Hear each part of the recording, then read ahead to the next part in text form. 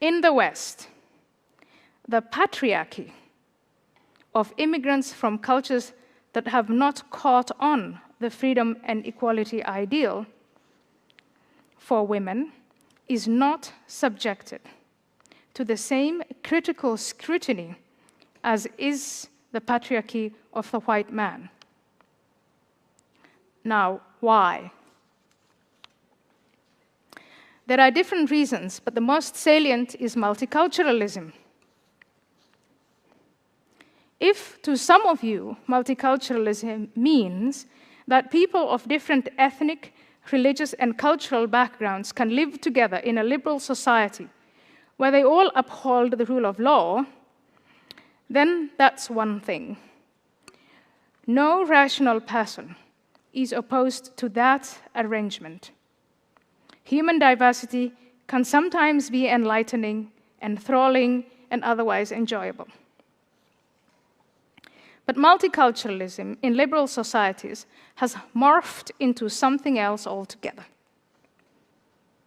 As a harmonious model of live and let live, where every community asserts only those aspects of their identity, such as food, fashion, and spirituality, that are compatible with the norms, values, and rule of law that exists in liberal societies, is only in theory.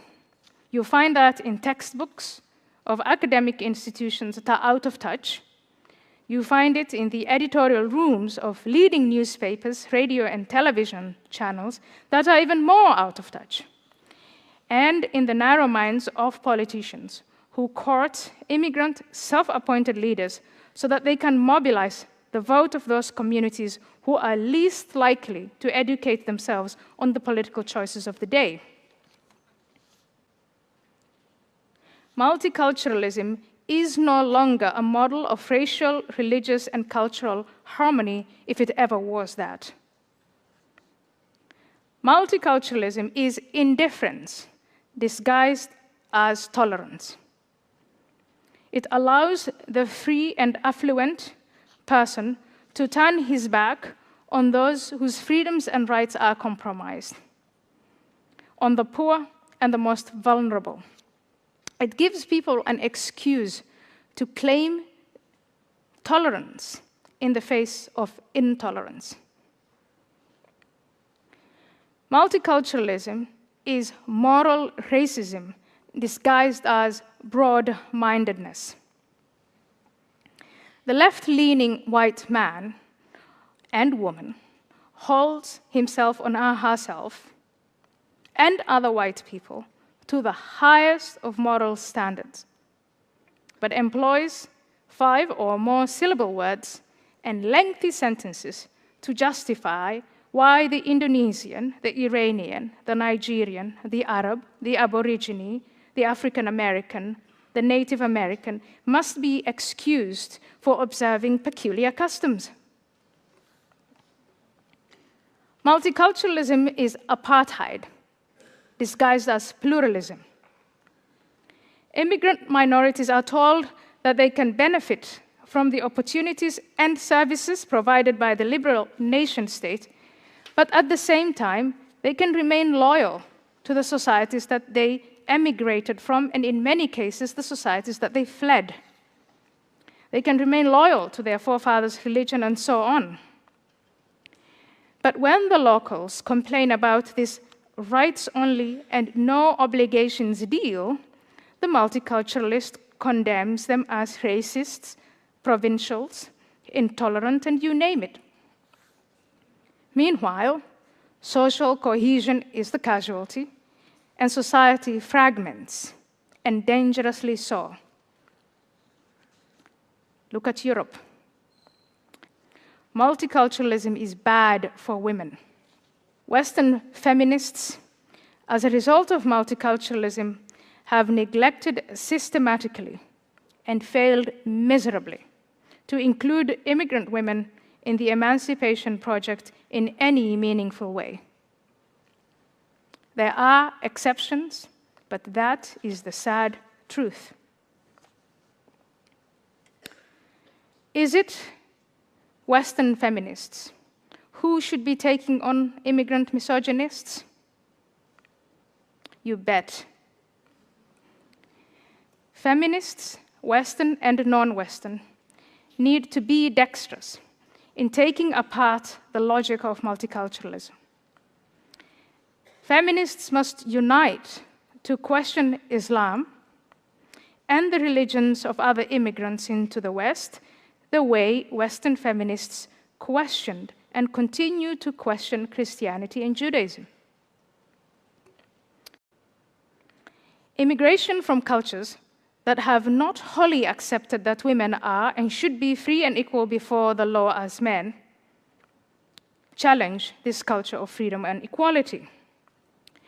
This flow of people from cultures still inherently hostile to women, combined with the prevalent attitude of multiculturalism in the West today, presents a fresh challenge to the completion of the process of women's liberation, if it will ever be complete.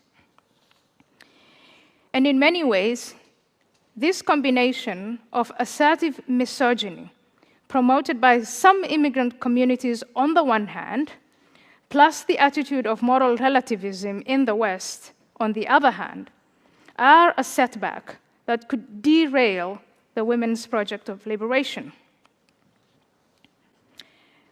Certainly, not all immigrant individuals are hostile to women. Thousands, if not millions of people from countries with limited or no political and economic freedom come to the West in search of a better life. Once they establish themselves, these individuals adapt and not only take advantage of the political and economic opportunities here, but they also learn about, they respect, and they apply within their families the rights and freedoms of girls and women. And that fact is also worth celebrating. But this point should not obscure the other darker fact that there are an increasing number of immigrants who come to the West, who acquaint themselves with the culture of gender equality, who are appalled by it, and who strive to reverse it. These individuals start their campaign against women in their own homes, so that their first victims are their own daughters, sisters, cousins, wives, and other relatives. And today, those immigrants who want to compromise the rights and freedoms of women justify the oppression of women in the name of freedom of religion and the equality of cultures. It is interesting that they invoke freedom to take away the freedom of others.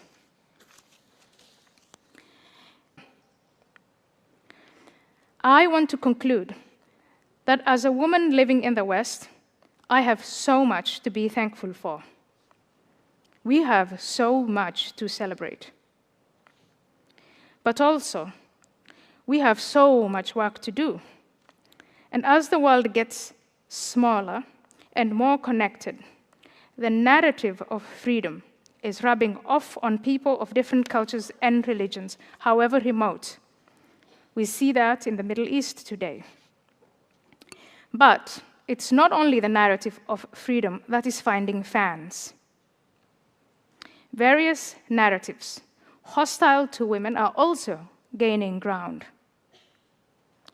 Ladies and gentlemen, but especially ladies, we better push back now while we can. Thank you very much.